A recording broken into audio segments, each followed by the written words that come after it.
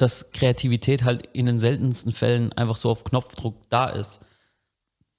Und dass am Schreibtisch eigentlich nie Ideen passieren.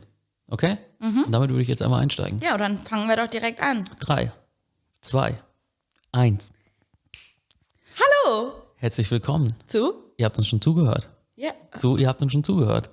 Es geht um Kreativität. Ich sage jetzt nicht mehr, wo wir sind, weil wenn es die Leute mittlerweile nicht wissen, dann könnt ihr gehen, ne? Ganz genau. Könnt ihr gehen. Könnt ihr jetzt auf das große X drücken. Ganz genau. Es wäre so witzig, wenn wir da so ein großes X rein designen, was unseren Kanal abonniert. Ja. Okay. Das wäre super kreativ. Ja, aber eine Sache müssen wir noch sagen. Ja. Heute, Currywurst. ganz genau. Ich finde schon, dass wir nicht so tun sollten, als würde das nicht passieren. Ich finde es auch ein bisschen, wir sollten das jetzt hier auch gerade ernst nehmen und ein bisschen traurig Ich nehme das ernst. Ja, ich bin auch wirklich enttäuscht, dass ich heute keine Currywurst kriege. Aber es liegt auch einfach daran, dass wirklich so viel zu tun war. Und ich meine, der Name an sich steht ja schon für was. Die Currywurst? Ja. Ja, natürlich. Das ist eine Lebenseinstellung. Ganz genau. Und deswegen essen wir das nächste Mal 3, 4, 5 Currywürstchen. Nein, richtige Würste. Ich würde fast sagen, dass wir dranbleiben. Wir bleiben auf jeden Fall dran und machen weiter. Du hast super gut angefangen mit dem Thema Kreativität. Da würde ich direkt dranbleiben. So, Kreativität. Wo entsteht sie? Wann entsteht sie? Warum entsteht sie? Weiß ich nicht. Keine Ahnung. Dann lass uns doch zusammen erörtern, wie das Ganze passiert. Das ist, glaube ich, das Schöne an Kreativität und auch das Schwierige. Ich meine, wir haben ja schon definiert, dass ich die kreativere Person von uns beiden bin. Ja, das stimmt. Eigentlich müsstest du mir das jetzt erklären können. Aber ich möchte dir einfach auch mal den Raum lassen, auch mal was zu sagen. Das ist nett von dir. Ja, kein Problem. So, erzähl. Ich bin neu in diesem Bereich. Kannst du mir das erklären? Ich habe mich jetzt erst mit jemandem über Kreativprojekte unterhalten und wie sie entstehen. Und es ist halt sehr auffallend, dass kreative Geschichten halt in den seltensten Fällen am Schreibtisch entstehen, also indem du da sitzt und einfach mal ein bisschen rumüberlegst. Oder dass sie auch nicht bei Team-Brainstormings irgendwie einfach auftauchen und dann jemand eine geniale Idee hat, weil du meistens in Meetings in einer gewissen Drucksituation bist, dass du halt einmal mit mehreren Menschen da bist und du quasi dieses Gefühl hast, ich muss jetzt was sagen, ich muss jetzt was bringen, was einen Mehrwert hat. Und ich denke, ich weiß, dass alle Dinge, die dich in irgendeiner Form hemmen können, dich auch davon zurückhalten, dein tatsächliches Potenzial, was deine Ideen angeht, rauszuholen. Zumindest im ersten Schritt. Also ich glaube daran oder ich denke auch, dass viele nachvollziehen können, dass sie ihre besten Ideen meistens, wie gesagt, nicht am Schreibtisch haben, sondern auf dem Weg nach Hause, auf dem Weg zum Büro, in der Freizeit. Ich bin da nicht bei dir. Nicht schlimm. Ich glaube, dass du da gerade ein bisschen was verwechselst. Ich glaube nicht. Inspiration sich irgendwo holen und dann eine kreative Idee die daraus resultiert, ist, glaube ich, was ganz anderes. Also ich glaube, dass Kreativität viel mit dem Thema beschäftigen, Inspiration sammeln und dann entsteht daraus eine kreative Idee. Also das ist mein Empfinden. Und ich glaube schon, dass auch in einem Meeting jemand auf einmal einen Geistesblitz hat, weil du sagst etwas, was jemanden an eine Situation erinnert, ein Trigger-Thema ist vielleicht und dann kommt auf einmal plopp. Absolut, aber das habe ich ja gar nicht ausgeschlossen. Genau, ich fand eigentlich, dass ich genau davon gesprochen habe, dass, glaube ich, zu viele Teams an so ein Thema rangehen im Sinne von, das ist jetzt ganz frisch, das ist ganz neu. Jetzt lass uns mal über eine Idee nachdenken. Also quasi ein Kunde kommt, also du hast jetzt irgendein Thema, ein neues Thema, wofür du eine Awareness-Kampagne machen sollst und ihr trefft euch zum ersten Kick-Off-Meeting und da gibt es dann direkt ein Brainstorming, was man alles machen kann. Absolut recht. Und da glaube ich einfach, das passiert viel zu häufig und es ist extrem ineffizient. Über Effizienz können wir uns später oder im Anschluss gerne auch nochmal unterhalten, weil gefühlt ist es so, wenn jeder für sich selbst oder in seinen Gedanken schon mit Ideen spielen kann, sich inspirieren lassen kann und man kommt dann gemeinsam in ein Meeting und hat gewisse Ansatzpunkte, wo man dann drüber sprechen kann und woraus dann Dinge entstehen können, glaube ich, dass sehr gute Dinge entstehen. Ja. Ich glaube aber, wie gesagt, nicht dran, dass wenn alles unklar ist, Oder unvorbereitet ist. genau, weil man unvorbereitet ist, dass man da auf eine Wahnsinnsidee kommt. Und ich glaube, so gehen das extrem viele Teams an. Extrem viele E-Commerce-Teams setzen sich zusammen, sagen so, lass mal über eine Idee Gedanken machen. Und dann setzen sie sich vielleicht zusammen und sagen, ja, jetzt in den nächsten 20 Minuten denken mal alle Leute nach und wir sammeln dann alle Ideen oder eine Stunde und dann sprechen wir da wieder drüber. Aber es kann sein, dass du eine Woche lang gar keine Idee hast und dann ist es auf einmal da. Die Idee oder ein sehr interessanter Ansatzpunkt, weil du dich eben auf eine gewisse Weise inspirieren lassen kannst. Also wenn du weißt, wenn du so einen gewissen Grundstock hast oder du weißt, was es für ein Kunde ist oder was du für ein Thema bedienst, glaube ich, Punkt 1, Recherche wird massivst unterschätzt. Also Sehe ich auch absolut so. zum Beispiel, angenommen, wir würden für ein Sterne-Restaurant Marketing machen. Warst du schon oft in einem Sterne-Restaurant essen? Ja, jeden Tag. Also nein. Jeden Tag. Nein, das ist eine ernsthafte Frage jetzt. Nein, war ich nicht. Warst du jemals in einem Sterne-Restaurant essen? Nee, tatsächlich nicht. Ich auch nicht.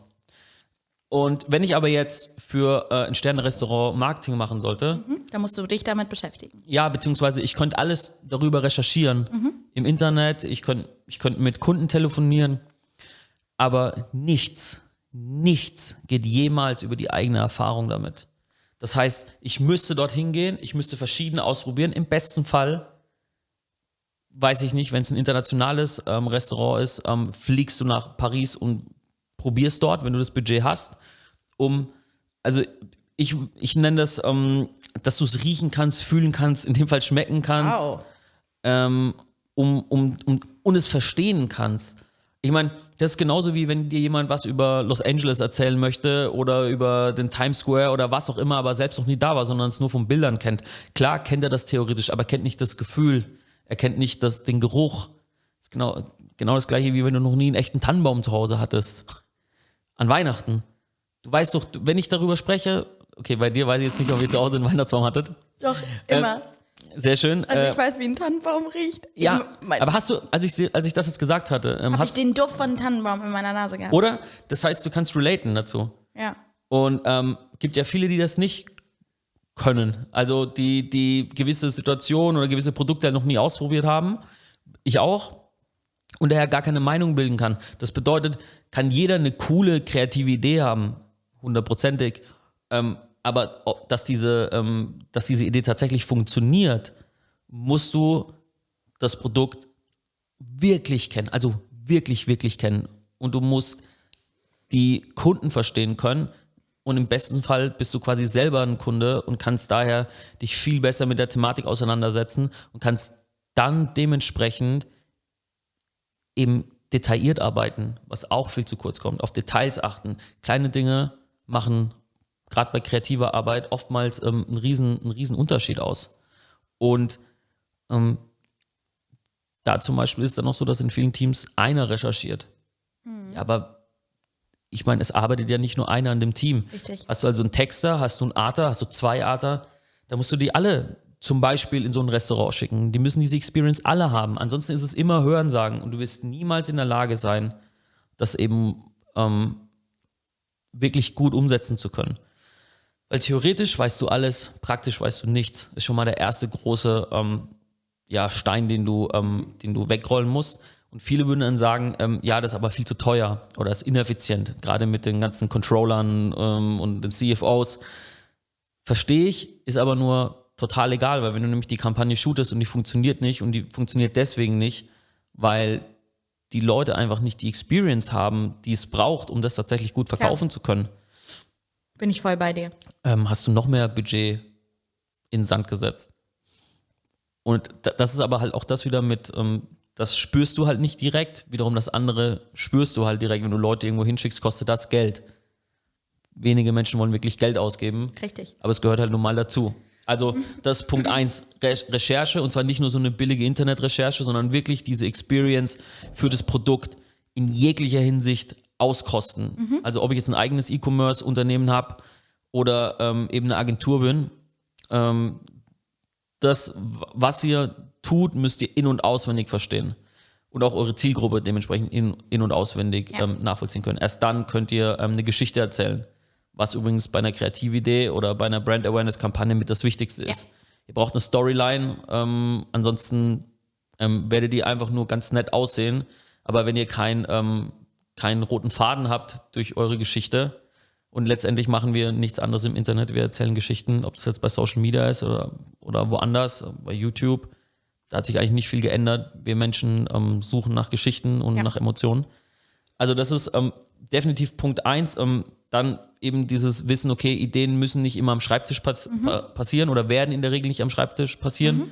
Das heißt, diese Drucksituation wegnehmen. Ja. Gerade wenn du ein Team führst, ihnen das Gefühl zu geben, okay, ich bin hier sicher, wir sind alle connected, ich brauche keine Angst zu haben, ich kann mich öffnen, wird massiv unterschätzt, klingt jetzt zum Beispiel ein bisschen cheesy und billig. Nee, sehe ich aber genauso. Haben wir auch schon mal in einer Folge so besprochen gehabt. Ja, und Sicherheit ist einfach ein massiv wichtiger Punkt, damit du dein volles Potenzial ausschöpfen kannst, weil niemand arbeitet wirklich gut mit Angst.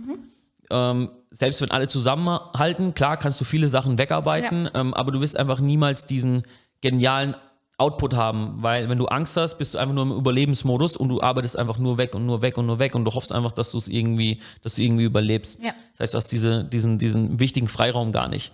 Dann eben sich selbst auch die Zeit zu geben und ich würde es jetzt bei Born als Verspieltsein nennen, wo wir auch viel zu wenig von haben. Also erstens, hört auf, irgendwie Kreativprojekte zu starten, zu sagen, die müssen in 3 Tagen fertig sein oder jeglicher visueller Output. Gebt den Leuten mehr Zeit. Also es muss ja wohl ein Zwischending geben von, wir haben 6 Monate Produktionszeit und ich brauche das morgen. Und du brauchst in der Regel halt nie wirklich morgen. Und wenn du es wirklich morgen brauchst, hast du einfach, richtig schlecht geplant. Ja. Und das ist ganz, ganz wichtig, weil die Kreativen oder gerade visuelle Menschen oder Grafikdesigner, Artdirektoren, Die brauchen einfach mehr Zeit. die brauchen einfach mehr Zeit und das ist auch absolut okay. Ja, und vollkommen. auch Review-Schleifen sind da extrem wichtig, weil die erste Idee muss nicht super gut sein. Ja. Wir brauchen ein Grundkonzept und darauf bauen wir auf und machen es dann immer besser. Warum muss der erste Draft gleich genial sein? Überhaupt nicht.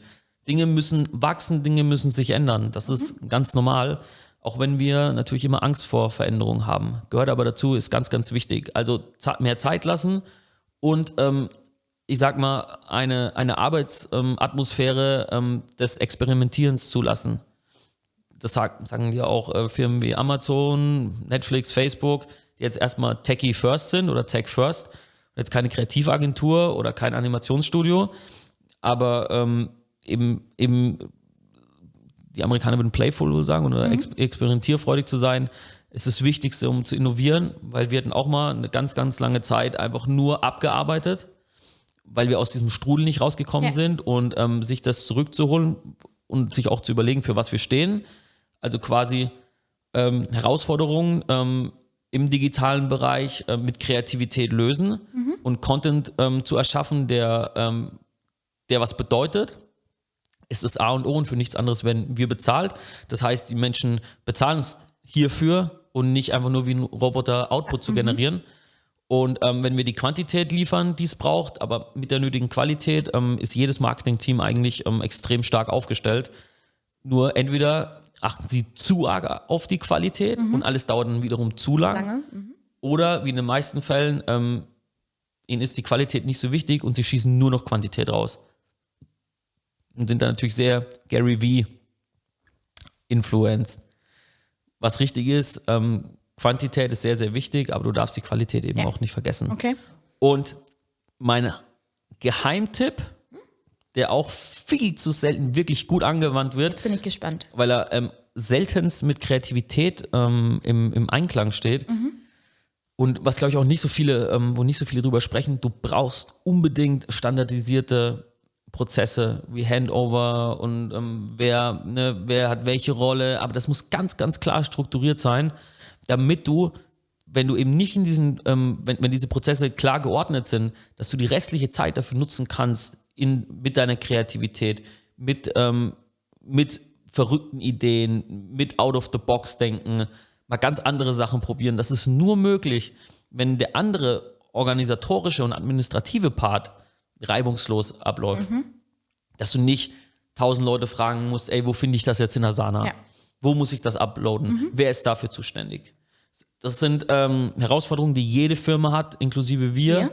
Und das eben zu minimieren, erstmal das zu wissen und es dann zu minimieren, ist für mich der beste Tipp, um tatsächlich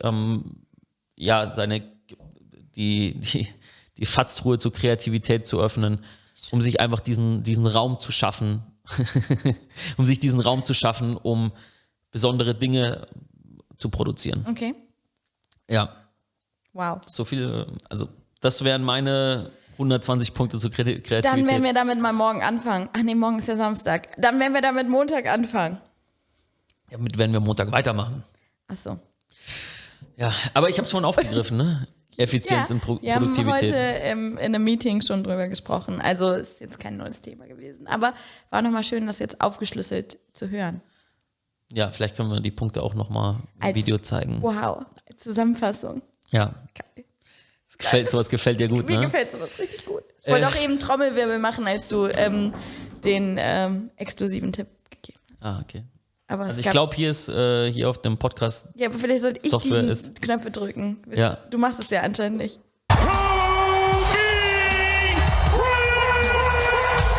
Also nach der letzten Folge, Kobe ist einfach immer bei uns. Das war vielleicht ein bisschen daneben. Ja, okay. Ein Thema, was dich betrifft. Nein. Effizienz und Produktivität. Heute war ich super produktiv. Was auch wieder für jedes Unternehmen, besonders im Marketing, glaube ich, so ein riesen Thema ist. Wie kann ich produktiver sein? Wie kann ich schneller sein? Und ich weiß nicht, vielleicht kannst du mal sagen, was du tust, um produktiver zu sein, und dann bringe ich... Das ist nicht dein Ernst, weil ich das heute erst rausgefunden habe, dass ich ein bisschen kreativer will ich nicht, so produktiver sein möchte und wie ich meine Zeit besser einteilen kann. Aber das ist doch sehr gut. Dann sag uns doch mal, was du geplant hast. Meine Struggles, soll ich lieber meine Struggles sagen? Ja, ich jongliere zwischen 3 Bereichen gerade. Und dann ist es halt schwer, meine eigenen Prioritäten zu setzen, wie ich damit umgehe und dann halt tatsächlich auch produktiv zu sein. Und ich dachte, ich kriege das irgendwie hin, aber ich krieg's nicht hin. Und sich erstmal einzugestehen, dass man da tatsächlich Probleme hat, ist schon ein blöder Schritt für einen, wenn man da ein bisschen an sich selber zweifelt. Aber heute habe ich den Schritt gewagt und gesagt, ey Leute, so funktioniert's nicht. Ich möchte gern produktiver sein. Ich möchte irgendwie auch meine Deadlines einhalten. Ich möchte irgendwie abliefern können. Aber da müssen wir halt irgendwie ein paar Spielregeln festlegen. Okay, welche Spielregeln zum Beispiel habt ihr da festgelegt? Also wir müssen noch mal ein paar Sachen intern besprechen, aber ich glaube zum Beispiel, dass man sich Zeit blocken muss, wenn man zum Beispiel jetzt eine Deadline hat. Und ich habe mir vorher irgendwie immer dann 2 Stunden genommen. Jetzt verlängere ich das Ganze und mache dann vielleicht mal 5 Stunden raus, plane im Voraus meinen Tag, einfach ein bisschen klüger als vorher und sage, ey, in den nächsten 5 Stunden muss das abgehakt werden. Wenn ich es schaffe, cool. Wenn nicht, muss ich halt dann noch mehr Zeit blocken. Und das heißt, dass mich keiner dabei stören sollte. Ich wirklich fokussiert an meinem Arbeitsplatz sitze und die Sachen erledige und versuche das Beste daraus zu machen. Ob das wirklich so funktioniert, das werden wir sehen. Aber das wäre schon mal eine Maßnahme. Ja, ich glaube auch, dass das große Problem, gerade auch bei dir und dementsprechend wahrscheinlich bei vielen ist, dass sie viel zu häufig unterbrochen werden und dann immer wieder quasi aus ihrem Flow rausgezogen werden. Hast du irgendwie so ein Gefühl dafür, wie oft dir das passiert, so in einer Stunde? Also glaubst du, passiert das jede Stunde? Also heute ist es tatsächlich nochmal passiert, weil dann kommt irgendwer und sagt, ey, ich weiß, du hast voll viel zu tun, aber kannst du mal 10 Minuten darüber gucken? Und dann werden aus den 10 Minuten ganz, ganz schnell einfach 30 Minuten oder manchmal sogar eine Stunde, weil du dann wirklich dich hinsetzen musst, dich mit dem Thema beschäftigen musst. Und es ist wirklich schade, weil ich dann in meinem Kopf bei dem Thema bin und es macht mir dann auch Spaß, aber ich kann halt relativ schwer dann wieder zurückswitchen zu den Aufgaben, die ich tatsächlich gemacht habe. Also es passiert tatsächlich am Tag bestimmt so 2 bis 3 Mal, dass mich irgendwer fragt, ey, kannst du mal, machst du mal. Oder kann ich dich mal kurz stören, aber in dem Moment bist du schon gestört. Bin ich schon gestört. Das mache ich beim Chris übrigens auch immer. Ich sage immer so, hallo Chris, kann ich dich stören? Und dann ist es schon passiert und er ist raus. Ja, ich glaube tatsächlich, also in einer Firma oder auch als Freelancer oder was auch immer, als was man auch immer tätig ist. Ich glaube auch diese Deep Work Phasen quasi, wo man wirklich ununterbrochene Arbeitszeit hat, ist extrem wichtig. Ich glaube, das müssen keine 5 Stunden sein, aber ich glaube wirklich, dass nicht mal 10% der Menschen, die ich kenne, generell, von allen Unternehmern, von allen Leuten, wenn sie alleine an ihrem Schreibtisch sitzen mit ihrem Laptop und haben Kopfhörer auf, glaube ich, dass nicht mal 10% wirklich 2 Stunden hochkonzentriert durcharbeiten. Ich glaube, da kenne ich ganz, ganz wenige, weil in der Regel haben die Leute immer ihr Handy neben sich liegen. Das heißt also, und da muss man, glaube ich, rigoros sein. Das bedeutet, wenn ich konzentriert arbeite und ich habe mein Handy neben mir und es blinkt, schaue ich drauf und bin automatisch abgelenkt. Ja. Das ist so. Das heißt, unser Hirn funktioniert ja so, dass in diesem Moment bin ich einfach draußen. Auch wenn sich das für uns nicht anfühlt, aber unser Hirn ist einfach nicht für, oder die wenigsten Menschen sind für Multitasking tatsächlich gemacht. Also da gibt es ja, glaube ich, auch Messungen, dass du irgendwie wieder 20 Minuten brauchst, bis du dann wieder in diesem Konzentrationsmodus bist. Und das war jetzt nur das Handy. Da habe ich ja noch gar nicht auf dem Computer von Slack, Skype, E-Mail und was weiß ich gesprochen. Von Pop-ups gesprochen, von Facebook, was du vielleicht aufmachst, Instagram. Und das ist dann immer so lustig, wenn ich da mit vielen spreche und sage, ja, wir müssen jetzt mehr einstellen, weil unsere Kapazitäten sind voll. Du kennst mich, ich ärgere mich dann immer und sage, Moment, lass uns erstmal einen Schritt zurückgehen. Wie effizient und wie produktiv sind wir eigentlich? Und solange jemand sein Handy direkt neben sich zu liegen hat, wird da für mich kein neuer eingestellt. Weil das bedeutet für mich, wir arbeiten eben nicht so hoch konzentriert, wie man es eigentlich könnte. Ich muss tatsächlich gerade ein bisschen zurückdenken. Ich studiert habe, gab es Ruheräume bei uns an der Universität und da waren tatsächlich Handys verboten, also jegliche Laptops auch idealerweise, hat sich aber niemand dran gehalten und du saßt halt wirklich konzentriert und es hat auch funktioniert, weil jeglicher Lärmpegel wurde reduziert, also es war wirklich ein Ruheraum, es war wie so ein Panic Room. Und du konntest wirklich arbeiten. Vielleicht sollten wir sowas einführen. Ja, weil natürlich, vielleicht können wir irgendwann noch mal unser Office zeigen oder vielleicht zeigen wir das einfach mal kurz. Also, wie ihr sehen konntet, wir sitzen hier alle zusammen in einem Großraumbüro. Halt typische Agentur, offen, hip. Cool. Mit Tischtennisplatte. Und läuft Musik und so. Geil. Ab und zu. Und das sind natürlich alles krasse Ablenkungsmöglichkeiten. Es ist ja allein so, wenn jemand an dir vorbeiläuft und einfach nur winkt. Es klingt total banal, aber so ist es ja. Und das bedeutet, auch da wirst du abgelenkt. Klar. Und also da glaube ich, können auch andere Firmen halt so viel tun. Allein, wie gesagt, wenn du dein Handy nicht auf deinem Tisch liegen hast, sondern das in deine Tasche packst und sagst, okay, von 9 bis 13 Uhr gehe ich nicht an mein Handy, ich mache nichts auf. Wenn wirklich was Schlimmes ist oder was Wichtiges, rufen die Leute ja an. Das ist es ja. Man denkt ja, man muss immer erreichbar sein, aber in der Regel macht es nie einen Unterschied, ob du jetzt in 2 oder 3 Stunden erreicht wirst. Weiß ich nicht. Komm schon. Wie oft wirst du in der Woche wegen einem Notfall angerufen? Nie. Wir haben nur dieses Gefühl, dass wir immer und überall wir müssen immer erreichbar und ständig online sein müssen. Ich habe immer total Panik, wenn ein Kunde mir schreibt, dass ich nicht direkt darauf reagiere und der Kunde dann denkt, oh mein Gott, die haben mich vernachlässigt. Aber das ist halt eigentlich gar nicht so, weil man antwortet ja spätestens dann ein paar Stunden später oder ich meine... Ja, und wenn du mit deinen Kunden sprechen würdest oder eben seht es auf euren Chef, wenn ihr eurem Chef nicht sofort antwortet, sondern ihr dem Chef das Gefühl gebt, ihr arbeitet produktiv, ist es viel wichtiger, als dem Chef sofort zu antworten. Und wenn es dem Chef übrigens wichtiger ist, dass du sofort antwortest und alles liegen lässt, dann solltest du vielleicht sowieso die Firma wechseln, weil dann... Also der Chris schreibt mir immer am Wochenende, ich werde nicht mehr antworten. Ich schreibe dir so selten am Wochenende, also ganz, ganz selten. Ich weiß nicht, wann ich dir letztes Mal am Wochenende geschrieben habe. Das stimmt. Aber ich suche mal ein paar Screenshots aus. Vielleicht können wir die hier noch einblenden. Mach doch mal. Dementsprechend, Ja. Nein sagen ist okay. Ja. Und ich muss das übrigens lernen und ich glaube, viele andere müssen das auch lernen, dass man einfach mal, es ist wirklich für mich schwierig, Nein zu sagen, aber ey, wenn jemand kommt, werde ich demnächst sagen, ey Leute, no. Ja, weil ich glaube auch, dass es hilft. Also erstmal ein bisschen Dinge von sich weghalten heißt ja nicht, dass man gegen irgendwas ist, dass man keinen Bock hat, sondern einfach nur, ey, zum Beispiel angenommen, ihr plant am Montag eure Woche, die komplette Woche, dann wenn irgendjemand am Mittwoch kommt und sagt, ich brauche das jetzt, nein.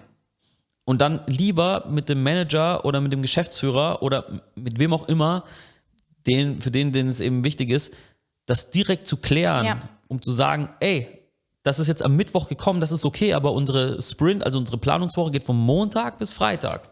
Oder vom Mittwoch bis Mittwoch, ist ja egal. Und wenn du am Mittwoch deinen Sprint planst und jemand kommt am Mittwoch, alles cool. Aber wenn du am Montag deinen Sprint planst bis Freitag und alles ist perfekt durchgetaktet für dein ganzes Team und irgendjemand kommt am Mittwoch und sagt, ey, kannst du das bitte noch machen? Entweder ist es so wichtig, dass wir sagen, okay, aber dann sollte das eine bewusste Entscheidung sein. Das ist ganz wichtig. Oder es wird in den nächsten Sprint verschoben. Und halt auch so, dass es die Person dann versteht. Ja. Das, glaube ich, kommt auch, wird viel zu wenig umgesetzt und jeder versucht es immer jedem recht zu machen. Oder gerade wenn ein Vorgesetzter zu dir kommt und sagt, ey, mach das jetzt mal schnell. Man soll ja nicht gleich sagen, nee, hau ab, aber zumindest mal das ansprechen und sagen, ey, unser Sprint ist doch so und so geplant. Sind wir dann nicht viel schneller und effizienter, wenn wir, wenn wir uns tatsächlich daran halten, zumindest den Dialog zu suchen, kann aus meiner Sicht halt nie verkehrt sein. Und wir werden es jetzt testen. Also ich werde das jetzt beobachten. Ich werde jetzt einfach ein bisschen besser planen, um zu schauen, wie gut das klappt alles, wenn ich meine Woche besser plane, meinen Tag am besten noch besser planen kann. Und dann schauen wir mal, wie sich das in den nächsten Wochen ergibt. Vielleicht können wir dann ja nochmal Feedback geben. Ja, weil ich meine, Arbeiten ohne Plan ist irgendwie, keine Ahnung, wie Joggen ohne Route. Dann läufst du halt irgendwo lang, aber du weißt nicht, wohin du läufst. Ja. Und das mag beim... Wie mit den Spaghetti an der Wand. Ja, das ist wie die Spaghetti an die Wand schmeißen, weil irgendwas bleibt hängen, aber es bleibt halt irgendwas hängen und vielleicht nicht das, was du willst. Ja. Ja, Wow. guter Punkt, gut abgehakt. Bam! Dann noch eine Sache, die mir dieses Wochenende immer noch begleiten wird und die mich das ganze jetzt warte Woche... doch erstmal ab, was dann noch passiert. Du weißt doch gar nicht, was ich Ich weiß, sprechen glaube will. ich, worauf du hinaus willst. Ich weiß, was dir deinen Montag versaut hat. Das gute alte Google-Update. Damit rechnet keiner. Keine Ahnung, jetzt bringen die da das eine Core-Update und jetzt am Montag anscheinend direkt das nächste. Allerdings nur für den Desktop-Index und nicht für den Mobile-Index, so wie meine letzten Infos waren.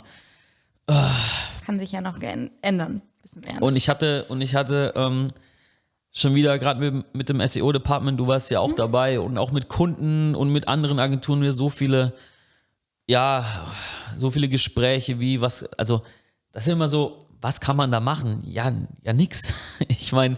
Naja, ich glaube tatsächlich, man muss sich gar nicht so viel Angst machen lassen von diesen Google-Updates, weil wenn deine Website gut ist, whatever, dann brauchst du keine Angst vor einem Google-Update haben. Am besten eine geile Seite haben für den Mobile-Bereich und auch für die Desktop-Version und dann musst du dir gar keine Gedanken machen, oder? Ja, also ich glaube nicht, dass es so einfach ist. Ich glaube schon. Also ich bin ganz bei dir, dass User Experience und User Intent und wie Nutzer mit deiner Seite umgehen extrem wichtige Ranking-Signale sind. Auch Performance und dementsprechend Geschwindigkeit ist super wichtig. Aber jetzt zum Beispiel, wie Links evaluiert werden, warum kommen diese heftigen Fluktuationen? Wie werden die Seiten bewertet? Weil ich würde alle unsere Webseiten, die wir betreuen, würde ich mir anschauen, würde sagen, grundsätzlich stehen wir der Konkurrenz in nichts nach und wieso ranken wir nicht besser? Und das natürlich zu klären ist immer wie die Nadel im Heuhaufen suchen. Natürlich, je mehr Erfahrung du hast, desto besser kannst du es ab einem gewissen Punkt einschätzen und sagen wir es mal so, die Problematik schneller isolieren und deswegen auch bearbeiten. Aber es ist halt immer noch ein ja, Glücksspiel ist es nicht. Aber wenn du andere Traffic-Kanäle vergleichst, Geld rein, Ergebnis raus oder Resultate zumindest. Und du kannst relativ schnell reagieren. Ich habe ja also mit Maddie, unserem Head of SEO, schon so viele Gespräche gehabt, wie frustrierend es ist, dass du aus unserer Sicht einen Weltklasse-Job machst und es dauert 1 Jahr, bis die Webseite explodiert und vorher dümpelst du rum und dein Kunde denkt, du machst nichts. Oder was sind das für Ninjas? Was machen die da auf meiner Seite? Verdienen die einfach nur Geld? Ja. Und wir hoffen ja auf jedes, ich glaube, es ist eher so, wir haben nie Angst vor den Google-Updates. Wir freuen uns auf die Google-Updates, weil wir glauben, dass wir immer davon die Benefits bekommen und davon profitieren.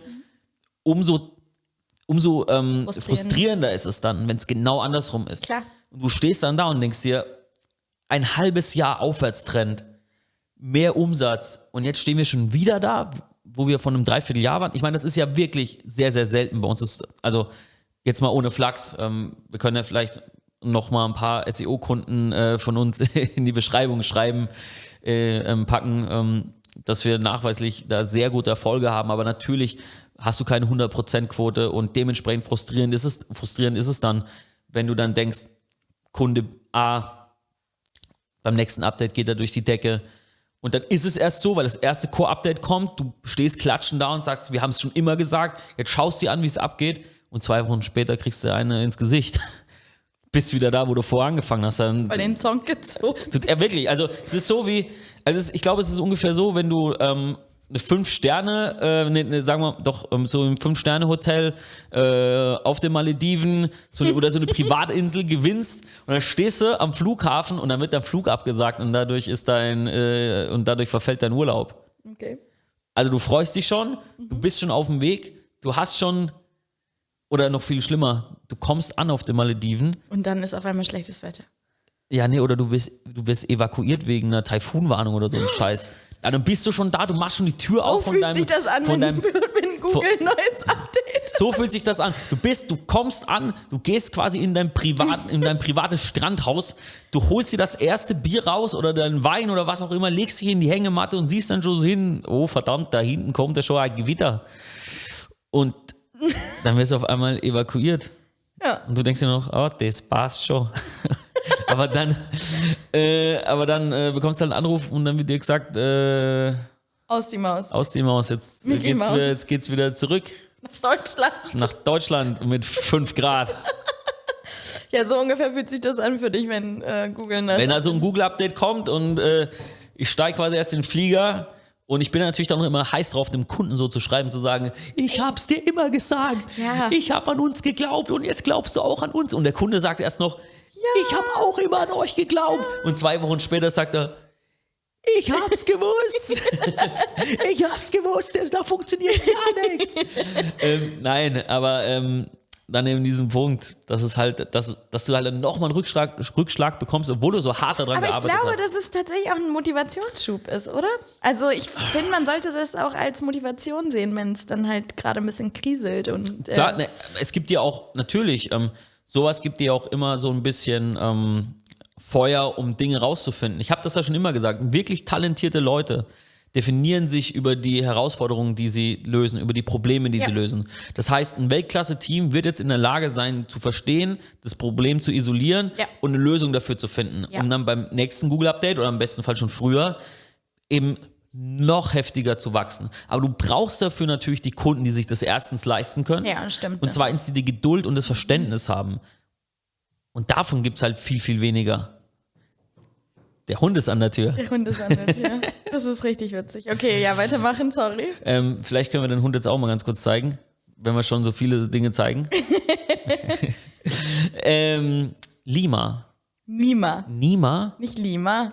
Ja, das war jetzt die erste Woche. Ich kann mir die Namen so schwer merken. Nima, der Hund, unser neuer Office-Hund. Vielleicht kommt er auch mal mit zum Podcast. Vielleicht kommt er auch mal mit. Ich meine, er steht auf jeden Fall schon an der Tür und wartet schon auf seinen Einsatz. Ja. Okay. Ey, weißt du, was ich heute noch Interessantes hatte? Mit dem Kunden gesprochen. Okay. Über Influencer. Cool. Und der Kunde so, ey, ich habe mir mal Influencer XY angeguckt. Ja. Kannst du mir mal sagen, ob die wirklich gut ist? Und ich habe angefangen zu kichern. Also ich verstehe Instagram nicht. Die halten ein Produkt ins Fenster und dann, und dann erzählt die da ein bisschen über Peeling und die sieht aus, die hat aufgespritzte Lippen.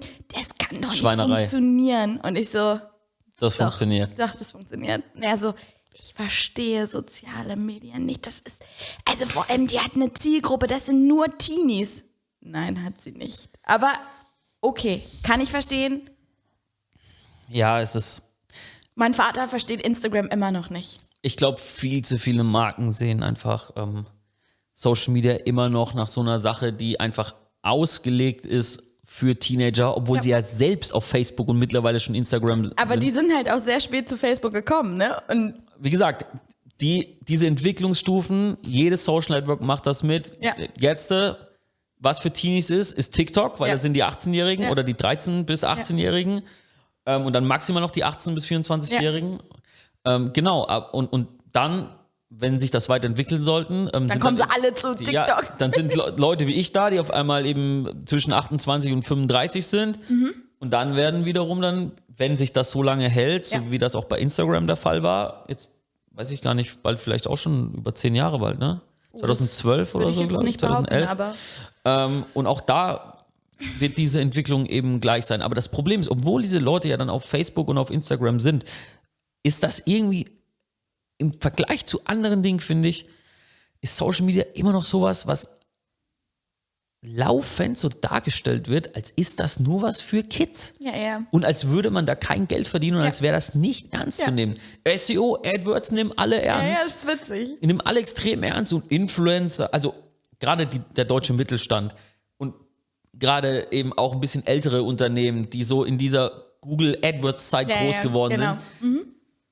Und die eigentlich ja viel mehr ein Verständnis dafür haben müssten, wie damals eben auch eine neue Technologie gekommen ist und mit der sie extrem wachsen konnten. Das ist jetzt das neue Google AdWords. Jetzt erwische ich eben meine Zielgruppe besser woanders oder günstiger. Stimmt. Und da muss ich doch dran sein und es nicht eben so sehen. Und dann ist ja das Beste, okay, also es ist schon entschieden, Social Media ist was für Kids. Das ist von Teenagern gemacht. Und dann, das bedeutet, dass automatisch alle zwischen 18 und 25 Social Media Experten sind. Ja. Also jeder Praktikant ist dann quasi ein Social Media Experte, weil er selber viel Social Media verwendet. Ich brauche also quasi laut den meisten Firmen einen Praktikanten zwischen 18 und 25, der im besten Fall ein TikTok und Instagram-Profil hat. Naja, das sind ja auch die Experten. Nee, es ist eben nicht so. Also die haben schon mehr Ahnung als, keine Ahnung, ein 40-Jähriger, der noch nie TikTok bedient hat. Das ist ja was anderes. Aber was ist, wenn der 40-Jährige seit 10 Jahren mit... Influencer ist? Nee, kann sein. Nee, mal ernsthaft. Wenn jemand 40 ist und seit 15 Jahren im Social-Media-Bereich arbeitet. Das stimmt. Hast du recht. Also hat mit Twitter angefangen, dann über Facebook, dann Instagram, Snapchat mitgemacht, Pinterest, Snapchat. Viel mehr Erfahrung. Absolute Waffe. Ja, und besonders einen ganz anderen Blick dafür, was zu verstehen. Klar. Und der zum Beispiel, dem gibst du dann von mir aus 2 Praktikanten an die Hand, die das tun, was der sagt. Geil. Ja, weil also ganz ehrlich, ich bin ja jetzt auch nicht alt und ich meine, wir haben ja auch junge Leute, aber nur weil jemand jung ist er nicht automatisch ein Mark Zuckerberg oder ein Genie, nur weil er ein bisschen Instagram kann. Also, entschuldige mal, da muss... Sag mal, fängst du schon wieder an, auf den Jugendlichen rumzuhacken? Nein, auf was ich rumhacke ist, dass... Ich kann es nicht ändern. Das ist ja auch nur, weißt du, das ist doch auch wieder so ein Klischee. Wir müssen einfach, ich glaube, wir alle müssen das in Perspektive sehen, dass das Allerwichtigste, was es gibt, sind erstmal Skills. Und auch in so einem Bereich gibt es auch Talent. Wer kann gut mit einer Zielgruppe kommunizieren? Wer versteht, was eine Zielgruppe sehen möchte? Wenn das natürlich intuitiv ein 18-Jähriger kann, der extrem stark ist. Ich sage nicht, dass das nicht funktioniert, aber per se sind diese Dinge nicht mehr oder weniger für junge Menschen gemacht, wie für erfahrene Marketer, die sich gut auskennen. Bin ich voll bei dir. Und für den Fall, dass es Leute noch nicht verstanden haben, ja, ich kann über Social Media Geld verdienen, ja, ich kann über Social Media viel Geld verdienen und wenn ich noch einmal von jemandem höre am Telefon oder bei einem Meeting, Facebook oder Social Media funktioniert nicht, kann sein, dass ich an die Decke gehe, Weil also angenommen, ich spiele Fußball und ich schieße den Ball 10-mal am Tor vorbei, heißt es ja nicht, dass das Fußball nicht funktioniert, sondern ich bin einfach scheiße im Fußballspielen. Und so Ich habe mal eine kurze Nebenfrage. Ja. Wie kommst du immer auf diese komischen Beispiele? Also wie oft habe ich dieses Gespräch geführt, Facebook Advertising funktioniert nicht oder Social Media Marketing funktioniert nicht. Das stimmt nicht. Nur das, was ihr ausprobiert habt, funktioniert einfach nicht. Oder so, Okay. wie ihr es gemacht habt, funktioniert es einfach nicht. Ich meine nur, das ist genauso, wie wenn ich dir jetzt wirklich einen Ball hier hinlege und du schießt 10-mal aufs Tor und du schießt 10-mal vorbei und sagst mir, Fußball funktioniert nicht. Nee, du bist einfach nicht talentiert dafür. Brauchst du Talent? Ja, um mal wieder auf die allererste Folge zurückzukommen. Ja. Talent ist wichtig. Ja. Und natürlich gibt's da auch talentierte Menschen. Nur weil das einfach irgendwelche Kids gebaut haben und daraus Firmen entstanden sind und das vor 30 Jahren unmöglich war, heißt es ja nicht, dass sich da irgendwas geändert hat, dass ich irgendwas können muss. Okay. Übrigens noch viel mehr als früher. Visuelle Aspekte, Kommunikationsaspekte, wo du früher ganz anders funktioniert hast. Also, alle sollen sich jetzt soziale Medien runterladen. Nee. Wieso? Nee. Warum? Erstens, weil die meisten es wahrscheinlich schon gemacht haben, einfach nur diese Art und Weise ablegen, das funktioniert nicht. Oder es ist nur für Teens. Oder ich verstehe es nicht. Nee, es ist nicht so, dass du es nicht verstehst. Es ist einfach so, dass du nicht die Zeit investieren willst, weil es hart ist, was Neues zu lernen. Das ist das Einzige. Oder weil du sagst, ich frage mal meine 14-jährige Nichte.